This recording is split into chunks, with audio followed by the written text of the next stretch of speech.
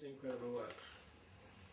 But it didn't do away with the penalty of any of his sins, though he had been forgiven his sins. It's in 2 Corinthians 11:23, and they ministers of Christ. I speak as a fool, Paul is facetious.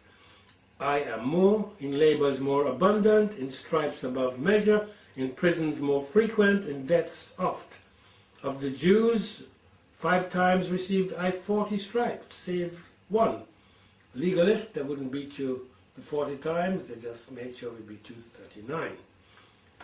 In 2 Corinthians 11:25, continuing, thrice was I beaten with rods, once was I stoned, thrice I suffered shipwreck, a night and a day I have been in the deep. Verse 26, in journeyings often, in perils of water, in perils of robbers, in perils by mine own countrymen, in perils by the heathen, in perils in the city, in perils in the wilderness, in perils in the sea, in perils amongst false brethren. Oh, we got some of those now, haven't we? Verse 27, in weariness and painfulness, in watchings often, in hunger and thirst, in fastings often, in cold and nakedness. Why did I read you all that? Those were Paul's works. Think about it.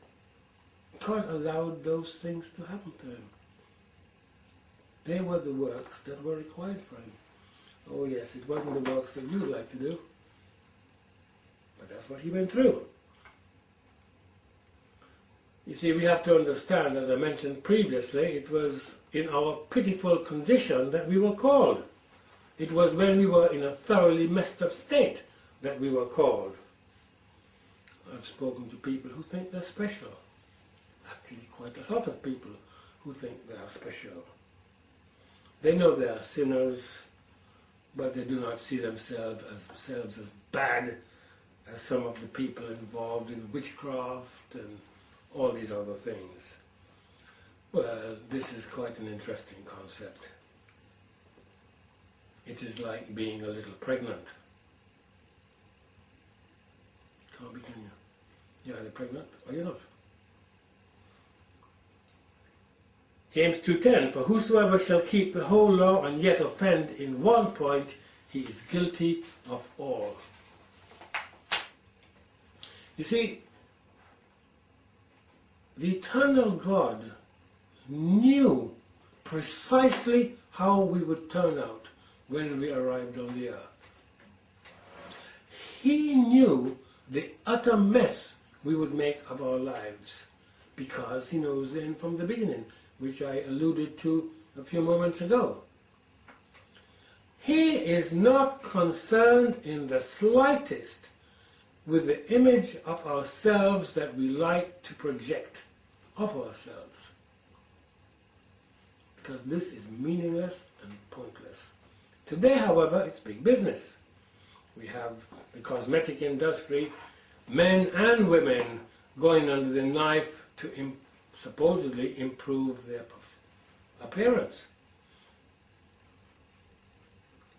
They appease their gluttony. Instead of just cutting down their food, they have operations to make their stomach restricted and all sorts of things. That doesn't impress God. It really doesn't. You know, you don't have to do all that to lose weight, you know. You just have to go down to one of the countries that are in famine, and I can assure you, you will lose all the weight. You don't have to join Weight Watchers. So you see, this appearance, and we are all at it. We have to appear a certain way. We have to have this image a certain way. It's no good. It's no good.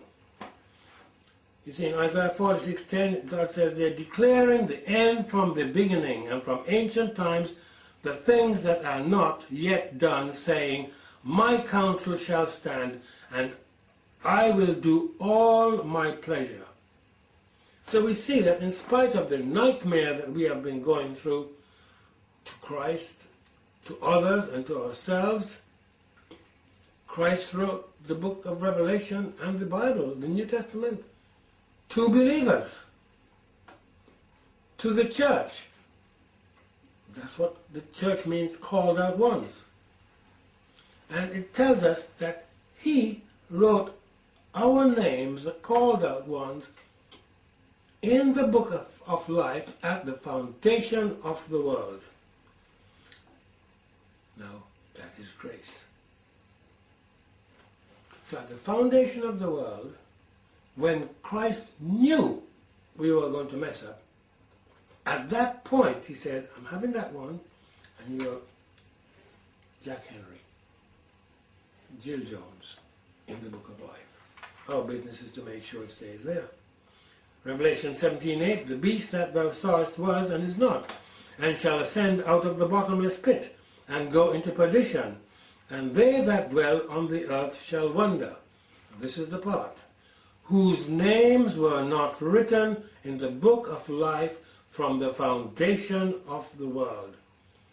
So obviously that is telling us that there are some people whose names were written in the book of life from the foundation of the world, and others whose names were not. Some say predestination. Well, it is that we have to remember that God lives in eternity. He is not a dweller of time and space. He created time and space. And as I said, we need to understand that he knows the end from the beginning. So he knew how you and I were going to turn out. Therefore, he could quite happily write down, tick, or not have your name there at all, whatever. You see, there was no uncertainty as to what we would do. People are not sure about this. You know, was God on tenterhooks? Would Adam and Eve make it? Would they sin? Would they not sin? Oh, if they sinned, what would we do? Oh, come on. We just told you. He said he knew the end from the beginning. And it is because there is no uncertainty in God's mind that we are told that Christ was slain from the foundation of the earth. So he was slain long before Adam and Eve turned up in Eden. The Spirit existed. We have dealt with that extensively in the past. You know, events take place in eternity, and then they are brought into time and space at the appointed time. You see, we said about the Lamb being slain at the foundation of the world. You find that in Revelation 13:8. And all that dwell upon the earth shall worship him, whose names are not written in the book of life of the Lamb, slain from the foundation of the world. That is grace. You have to admit that Christ took our sins on him even before we were born, because he knew what a mess we were going to be. That is incredible grace. You know, everybody sings Amazing Grace. It's in the charts even again now. You see it at almost every funeral you go to, you hear it. You hear it in weddings. You hear it all over the place. But I think few people know what it actually